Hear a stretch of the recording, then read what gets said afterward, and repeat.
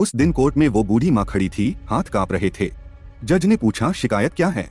उसने कहा, साहब, मेरी बेटी को जला दिया गया। अब तो सिर्फ उसकी राख से इंसाफ मांगने आई हूँ। ये कहानी सिर्फ उसकी नहीं है, ये भारत की आत्मा की चीख है। इतिहास क्या कहता है? सम्राट अशोक ने युद्ध छोड़कर न्याय की राह पकड़ी, क्योंकि उसे समझ आया कि डर से शांति नहीं मिलती, न्याय से मिलती है। संविधान सभा ने न्याय को सबसे ऊपर रखा। हम एक ऐसा भारत बनाएंगे जहां हर नागरिक को सामाजिक, आर्थिक और राजनीतिक न्याय मिले। लेकिन 75 साल बाद भी देश का मजदूर कोर्ट तक पहुंचने के लिए कर्ज में डूब जाता है। पहाड़ों में, रेगिस्तानों में, बस्तियों में, जहां कोर्ट की इमारत तक नहीं, वहां इंसाफ कौन लाएगा? आर्थिक न्याय का क्या हाल है? करोड़ों युवा बेरोजगार हैं, क्या यह आर्थिक अन्याय नहीं? बेटी दहेज के कारण जला दी जाती है, क्या ये सामाजिक और आर्थिक दोनों अन्याय नहीं? महंगाई से माँ की थाली में दाल नहीं है, और सरकारें कहती हैं जीडीपी बढ़ रहा है। क्या बढ़ रहा है?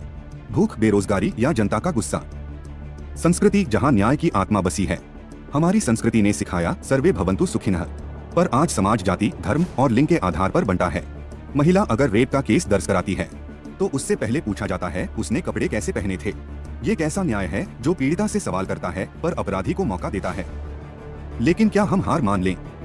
नहीं, आज ई कोर्ट्स गांव-गांव तक पहुंच रहे हैं। फास्ट ट्रैक कोर्ट्स बलात्कार पीड़िताओं को जल्द राहत देने लगे हैं।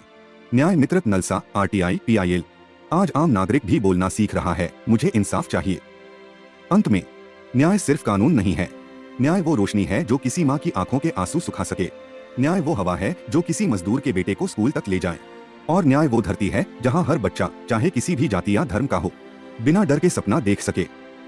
जब भारत का आखिरी इंसान ये कह सके, मुझे भी संविधान ने इंसाफ दिया है, तभी हम सच में कह पाएंगे, भारत एक न्यायप्रिय गणराज्य है।